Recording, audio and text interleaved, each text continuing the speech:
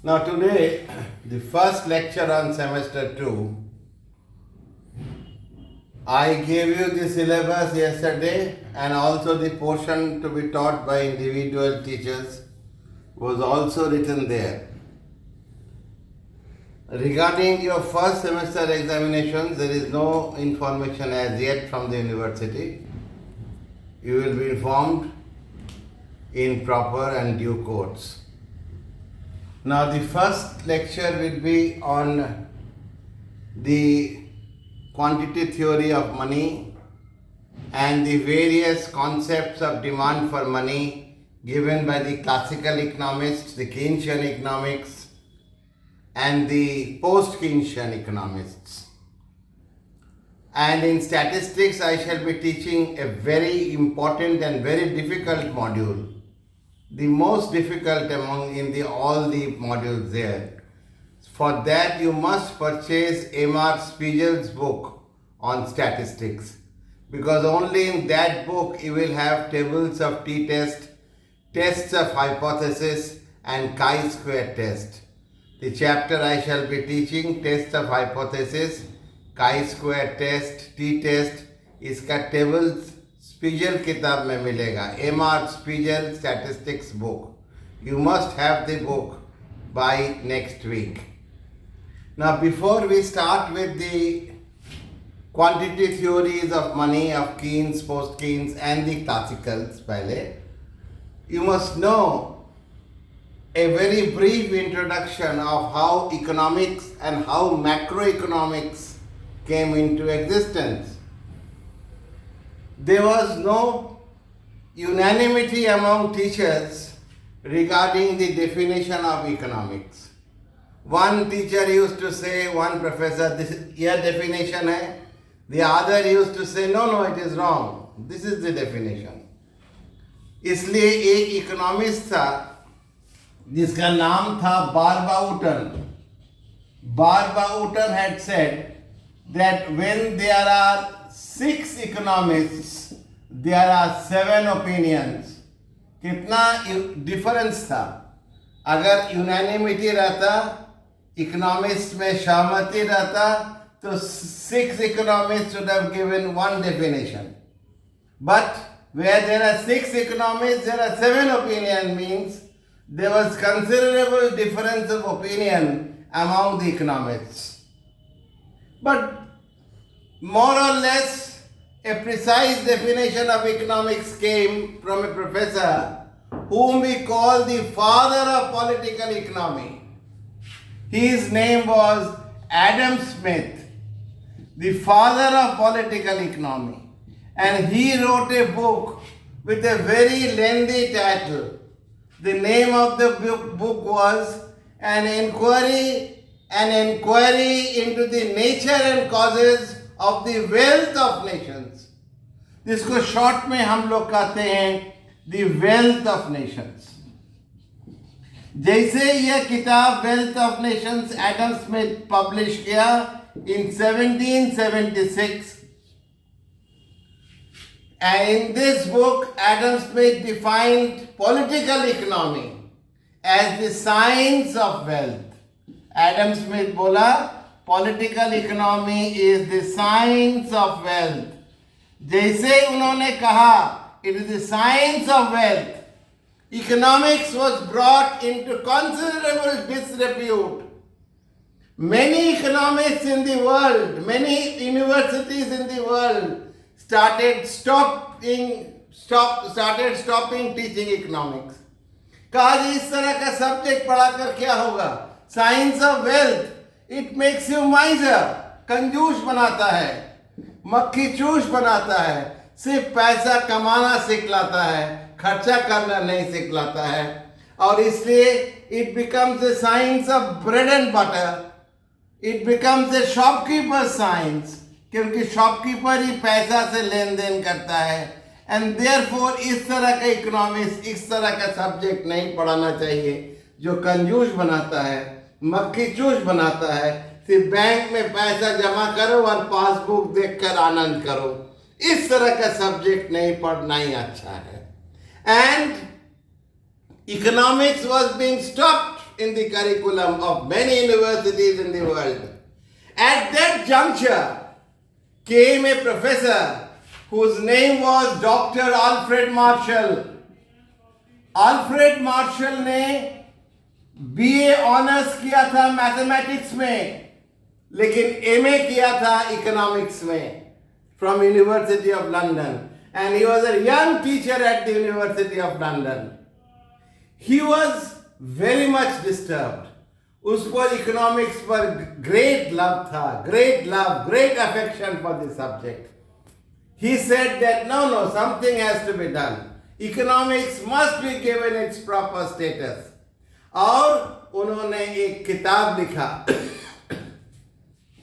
The name of the book which Marshall wrote was Principles of Economics. And this book was published in the year first edition, 1890. Marshall was a wrangler because he did his honors in mathematics. वो उस समय समझ गया था कि mathematics छोड़कर economics चल नहीं सकता है. They are complementary to each other. जैसे tea and sugar, pen and ink. Economics and mathematics go together. They are complementary to each other. लेकिन उन्होंने सोचा कि अगर किताब में मैथमेटिक्स घुसाएंगे और बहुत कोई समझेगा नहीं तो और इकोनॉमिक्स का डिसरिप्यूट होगा. So in the main body of the text, he did not bring in mathematics. But there was at the end a mathematical appendix, जहाँ पर मार्शल ने सब थ्योरी को मैथमेटिकली प्रूव किया था. All theories were proved mathematically. इसके बाद बहुत इकोनॉमिस्ट लोग आया. Whenever I go to take an interview or कहते who was a great economist, people say modern economists का नाम करता है James Keynes, Hicks, Herod, Johnston, Baumol, Friedman, but the greatest of all economists was Marshall. जितना basic concept Marshall का दिया हुआ है, law of demand, consumer surplus, elasticity of demand, price determination, rent, all these basic concepts were given by Marshall. A modern economist लोग उसको रिफर्बिशिंग किया, painting किया, plastic paint किया, चक चक चक चक कर रहा है और हम लोग सोचते हैं कि मार्शल से ज़्यादा अच्छा उन लोग था. लेकिन the room we were living, the house we are living, जो खचड़ा इकोनॉमिक्स का बनाया था Marshall. And Marshall was the first economist जो इकोनॉमिक्स का नाम इकोनॉमिक्स रखा था. इसका पहले एडम स्मिथ का समय, जेवॉन्स माल्थस का समय इकोनॉमिक्स का नाम था political economy. Why did Marshall change its name? नाम चेंज करने में क्या जरूरत था? शेक्सपियर अपना किताब में लिखता है, What's in a name? Name is a meaningless mark. A rose called by any name will smell as sweet. गुलाब को जिस नाम से पुकारो ना उतना ही सुंदर महकेगा. तो नाम से क्या जाता आता है? क्यों मार्शल ने नाम चेंज किया from political economy to economics? Marshall कहा कि today you are defaming economics, but one day economics will be as good a subject as any other science subject you are reading. So any other science subjects, physics, mathematics, it will be as good as physics and mathematics one day. Physics ends with ICS, the last three letter. Mathematics ends with ICS. So my economics will also end with ICS. And it will be as good a subject as physics and mathematics, जो आज हुआ भी है. और martial का definition of economics, economics is the study of mankind in the ordinary business of life. Economics मनुष्य का अध्ययन करता है in the ordinary business of life. It is on one side a study of wealth, but on the other and more important side, it is a study of man. एक तरफ जरूर धन का अध्ययन करता है, लेकिन उससे ज्यादा और दूसरे तरफ मनुष्य का अध्ययन करता है. So Marshall changed the definition of economics from being a study of wealth to a study of man. यह इकोनॉमिक्स आने के बाद मैक्रो इकोनॉमिक्स जो हम लोग पढ़ाएंगे उसका स्पाइनल कॉर्ड था, उसका पिलर था माइक्रो इकोनॉमिक्स का J.M. Keynes, John Maynard Keynes.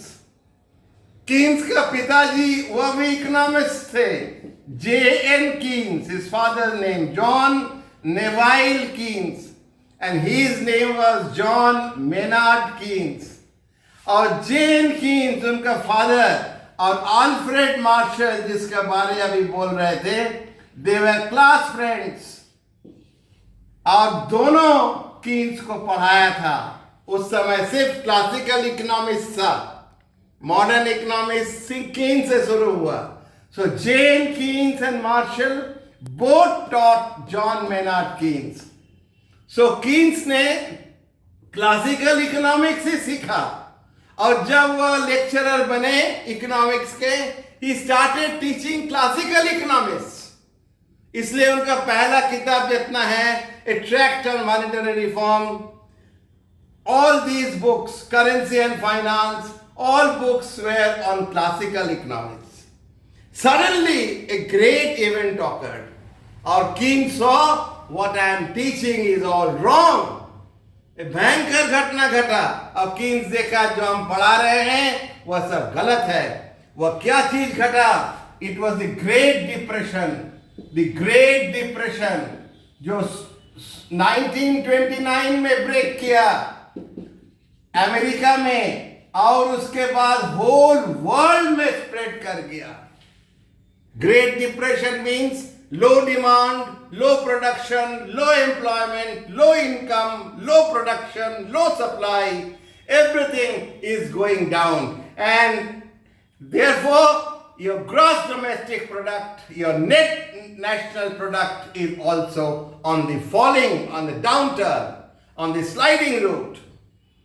तो ग्रेट डिप्रेशन में क्लासिकल टीचिंग क्या था? जे पंप करो मनी, इकोनॉमी में पैसा पंप कर दो, पैसा भर जाएगा, people will have lot of money, pocket में पैसा आ जाएगा और वो लोग इन्वेस्ट करेगा। कुछ पैसा भर देगा, कुछ पैसा आदमी स्पेंड करेगा, naturally income will increase, they will spend, अच्छा सामान खरीदेगा, घूमने जाएगा, अच्छा कपड़ा खरीदेगा, लेकिन कुछ पैसा जरूर इन्वेस्ट करेगा। और जैसे ही कुछ पैसा इन्वेस्ट करेगा उससे क्या होगा? उससे एम्प्लॉयमेंट बढ़ेगा, एम्प्लॉयमेंट बढ़ेगा तो इनकम बढ़ेगा, इनकम बढ़ेगा तो डिमांड बढ़ेगा, डिमांड बढ़ेगा तो प्रोडक्शन बढ़ाने होगा, प्रोडक्शन बढ़ेगा, कैसे बढ़ेगा? फिर एम्प्लॉयमेंट बढ़ेगा, and you are in the second round. और इस तरह डिप्रेशन हट जाएगा, एंड द होल वर्ल्ड पैसा पंप करने लगा इकोनॉमी में। लेकिन डिप्रेशन टला नहीं, depression went on and on, बढ़ते गया। कीन्स से कह रहे बाबा जो हम क्लास में पढ़ा रहे हैं, दिस इज ऑल रॉन्ग। क्यों डिप्रेशन नहीं टला? क्योंकि आदमी का जेब में तो पैसा आ गया, लेकिन इन्वेस्ट करने में सब डर रहा था। Pessimist attitude fill the minds of the people. ये पता नहीं इन्वेस्ट करेंगे फिर पैसा डूब नहीं जाए, पैसा खत्म नहीं हो जाए। They were afraid to invest the money because of the depression, and therefore the depression did not hold on. The depression did not bent over. The depression went on and on. तब Crowther अपने बहुत अच्छा किताब, ये वाला पढ़ोगे, Crowther इन इस book outline of money में कहते हैं the horse, लिख लो, the horse can be driven towards the water, but no amount of leading him to water will make it drink if he is not thirsty. फिर बोलते हैं the horse can be taken towards the water, but no amount of leading him to water will make him drink if he is not thirsty. तुम घोड़ा को जबरदस्ती पानी की तरफ ले जा सकते हो, पानी में मुंह डुबा दे सकते हो, लेकिन अगर प्यास नहीं लगा है तो घोड़ा पानी नहीं पिएगा। जितना ही पैसा आदमी का भर दो इकोनॉमी में, जितना ही पैसा आदमी का जेब में भर दो, अगर हमको इन्वेस्ट करना ही नहीं है तो ग्रेट डिप्रेशन नहीं टल सकता है, मंदी नहीं जा सकता है, प्रॉस्पेरिटी नहीं हो सकता है। और उसी से कीन्स को धक्का लगा और तब कीन्स ने 1936 में एक किताब लिखा, that was the famous book general theory of employment, interest and money. हम लोग शॉर्ट में बोलते हैं general theory of employment, interest and money, which short we call general theory. और इसका पहला लाइन इस किताब का, the classical teaching is disastrous and misleading if we attempt to apply it to the facts of experience. अगर अनुभव में लगाया जाए तो क्लासिकल टीचिंग डिजास्ट्रस है, मिसलीडिंग है, गलत दिशा में ले जाता है, गलत चीज सिखलाता है। I repeat, the classical teaching is disastrous and misleading if we attempt to apply it to the facts of experience. और यही जनरल थ्योरी से हम लोग का मेन शुरू हुआ macro economics. Keynes was the spinal cord of macroeconomic theory, macroeconomics. और यही macroeconomics हम लोग शुरू करेंगे।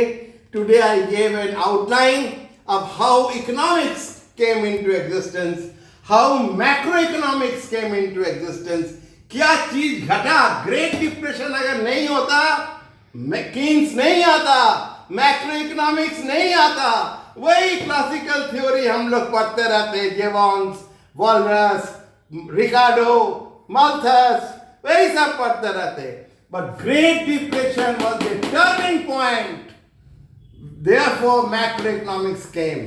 जीवन में भी हम लोग का टर्निंग पॉइंट होता है, the turning point, the great depression, with which John Maynard Keynes came. एक चीज कहकर हम खत्म करेंगे, लेकिन दुख की बात क्या है कि जॉन मेनार्ड कीन्स का डेथ हुआ था 1946 में और उनका पिताजी का डेथ हुआ था 1949 में। पिताजी जो जॉन नेवाइल कीन्स, जो मार्शल का क्लास फ्रेंड था, उनका डेथ लेटर हुआ था, बाद में हुआ था। That is a great tragedy because nobody wants to see his son dying in front of his father. So this was एक बहुत दुख की बात है। पिताजी का देहांत बाद में हुआ और उनका बेटा का देहांत पहले हुआ। So these things you note down. Next day we shall start the transaction version of the quantity theory of money given by the famous American economist Irving Fisher.